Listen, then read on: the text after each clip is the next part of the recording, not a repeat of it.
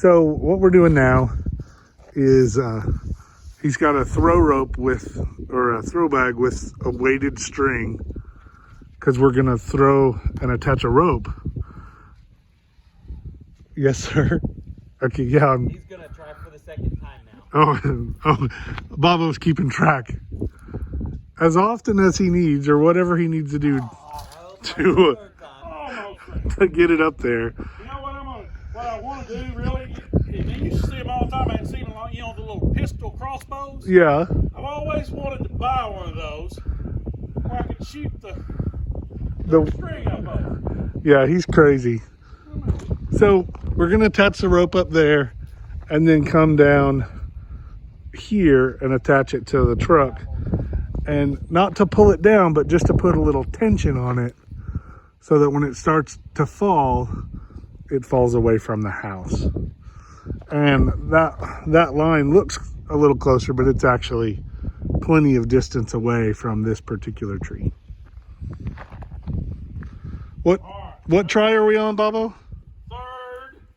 Well, you know, there's a saying about third time being the charm. Don't believe it. It doesn't always work. Nope.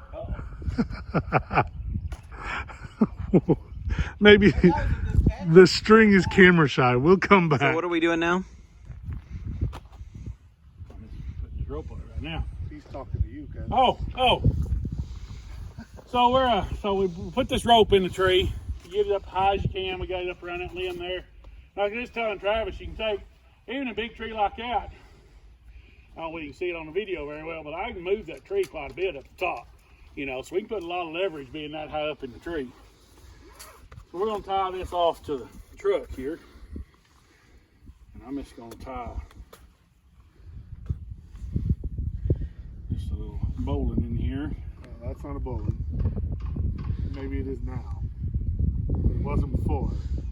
Patience, my young Padawan. It's a bowline. Noah figure eight would be better. And whatever. I'm telling your fire chief. Whatever.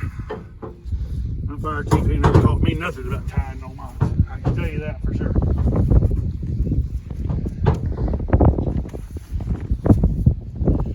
So when we get ready, we'll ease up and put a little pressure on that. We're gonna make that because we're gonna follow that tree right out this way, keep it off the house, we hope, and all that stuff.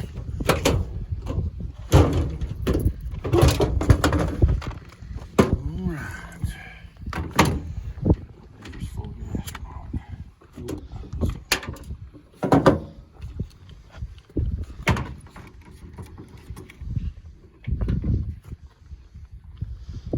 So why is it important to make sure you've got a full gas tank? Well, mainly you don't have to stop. I mean, it's not any other reason, just where, you know, when you start cutting, you don't want to run out of gas in the middle of something, especially falling a tree.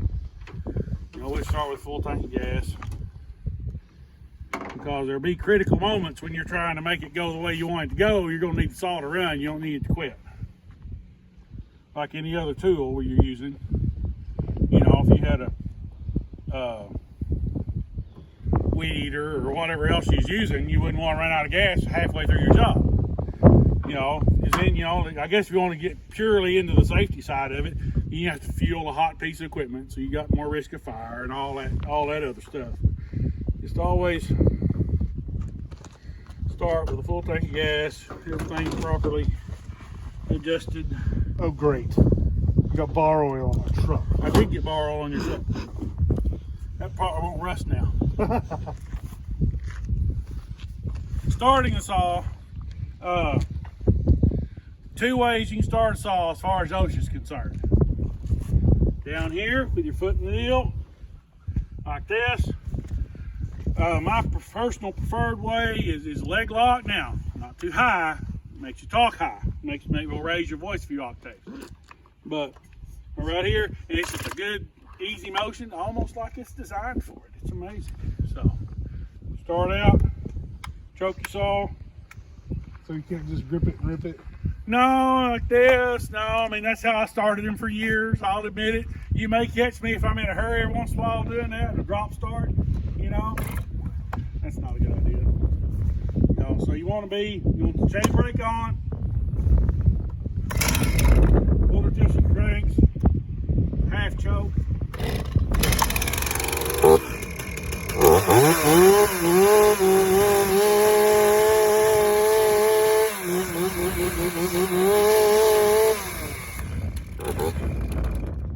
Alright, Mr. Safety Man, what did I do wrong in that? This is you. Okay. Well, number one, I didn't have my hearing protection.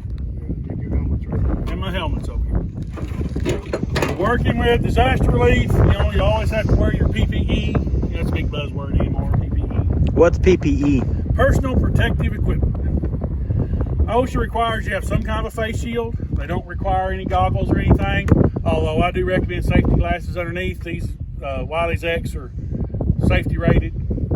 Hey, I hear you can get those from Adventure Frontier. Oh yeah, you can. You order those from Adventure Frontier? That's awesome. You have the helmet and everything too? Not yet? Not today, but then you get that. You there too. Everything you see here can be found at Adventure Frontier in a couple of days. So, yeah, we'll do a little commercial there. All right. Hey, so you got to make money off your friends because your enemies don't trade with you. So you've already planned out how you're going to cut knots of trees. Yeah, we've been over kind of where we want it to go. We talked about how the limbs was just old snag here. It had a lot of ice storm damage. You see a lot of the trees in the area, if you look around, have got a lot of ice storm damage in them. So we're going to fall it straight this way. Of course, that's obviously why we got the trucks in here. So we'll kind of walk through that step by step as we go. How's your time looking, Jimmy? We're fine. We're going to stop and change Okay. in just a second anyway. Okay, so so we're gonna use an open face notch with a hinge method, do a bore cut. I've learned all this, and I'll give a little plug to a good friend of mine, Tim Ard, runs forestry apps, forestapps.com. He does education, teaches chainsaw safety. He's got some good stuff out there. I first went to one of his 3-day classes with the Corps of Engineers. Yes, I'm one of those government workers. We went to a 3-day class, which I first started learning about this. I've been through 4 other classes with him. Just a great guy, and he's got a lot of good knowledge. He worked with the government writing all the OSHA standards. That's why actually the chainsaw standards aren't way out there. Is when you look at the OSHA standards, they're fairly reasonable, fairly level-headed. Yeah. Not like a lot of government regulations where they just get stupid, So I've been well pleased and try to use a lot of his stuff. So that's the way I teach my classes out of, and teach my disaster relief people how to do it. But we'll do an open face with a bore cut, set the hinge, and then we'll talk more about that as we go here in a minute. All right.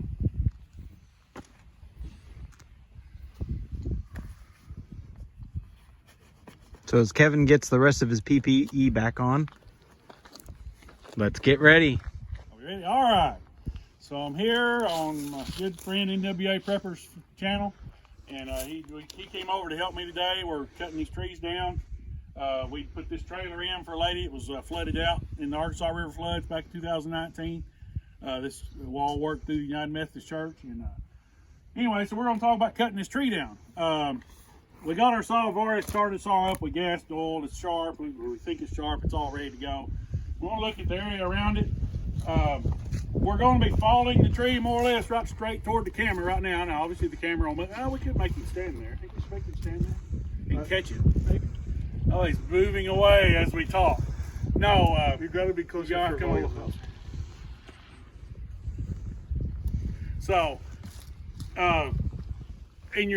when you figure out the direction you're following the tree, which for us is that way, you want to move at a 45-degree angle from distance away from that tree when you follow it, because 85% of the injuries from tree felling happen within 15 feet of this stump. So you want to get out of this area as quickly as possible. You don't have to go around just yet. You can come back. No, I want to stay close. There's going to be work to do. Come back.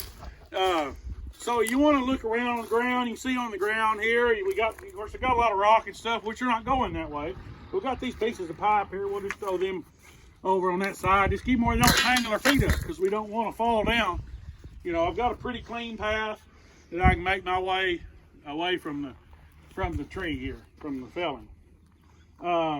I use an open face with a hinge. I'll use a 70-degree open face. That'll become more easier to understand as I do it. We'll open the face up and we'll get it the angle the right way. Every professional chainsaw or farming ranch chainsaw, not the little girl chainsaw, but most chainsaws have, and I'll get up here a little closer to the camera, have an aiming mark. See that mark right there? Might be kind of hard to see. I should have colored it black. That ridge? That ridge there on the house. Yeah, we can see the ridge. It goes right down. That's an aiming mark, just like the sights on a rifle. You hold out and you can, that's where that tree is going to go. That's 90 degrees to the face of this bar. So in case you always wondered what that little ridge was, it was on your saw. Oh, I thought it was just decoration. That's what it is. No, it actually has a purpose. So what I'm going to do is I'm going to start up and I'm going to go ahead and make the face cut and set up the hinge, and then we'll stop and talk a little bit about that.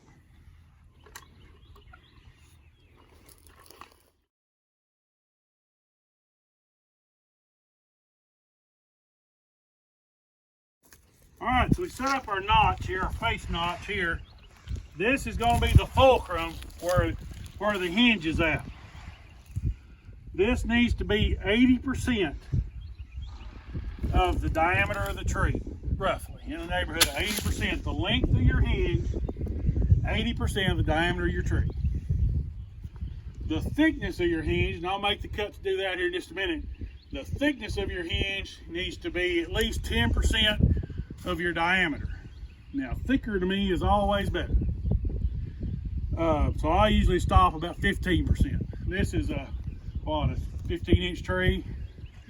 So I'll do about a 2-inch hinge, 2 to 3 inch of hinge material there. And we'll talk about that again as we go. We'll stop and talk about that as we go. Come right over here, there, Bobo.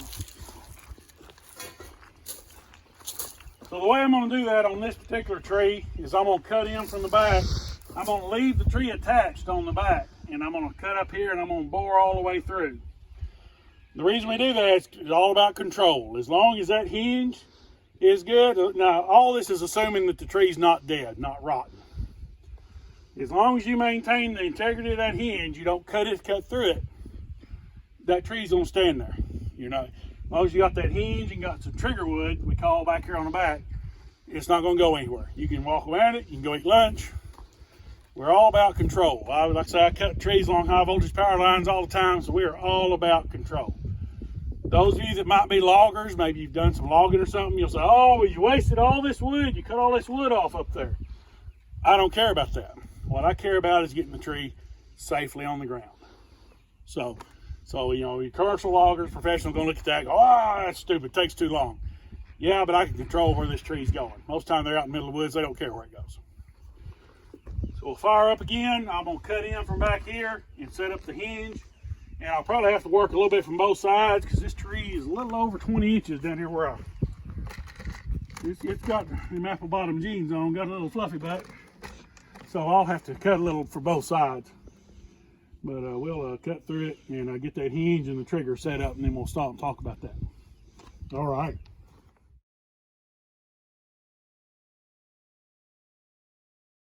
Made my bore cut. What's holding this tree up right now is that 2 to 2.5 inch hinge all the way across, and then there's a spot from here to here. That's our trigger. That's set up there to hold that tree. Like I say, we can still attached. Do whatever we want to with it. One thing we're gonna do right now is I'm gonna put Travis in his truck. And we're gonna tighten this rope up. You can see the rope we got in it. It's got a little bit of lean toward the house. Travis, I'm gonna watch me. We just want to put just a little bit of pressure on the rope. We don't want a whole lot on it. We want to put just a little bit of pressure on it.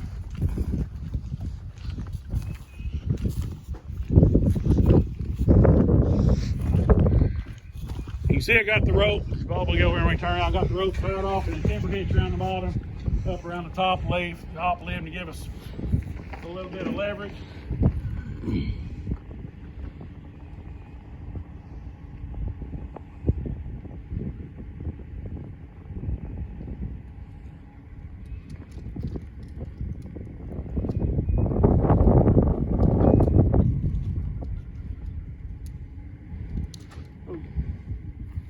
That's good right there.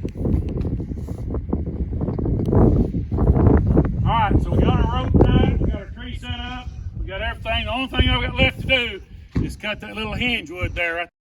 Trigger, not the hinge, I'm sorry. The trigger wood right there on the back. And there's probably enough pressure on that rope to go ahead and pull it, but we'll see. We'll cut it loose, we'll see what happens. All right, you guys need to be, of course, obviously, you want to be 90 degrees, at least 90 degrees from your face area. So right there is probably good. Back here.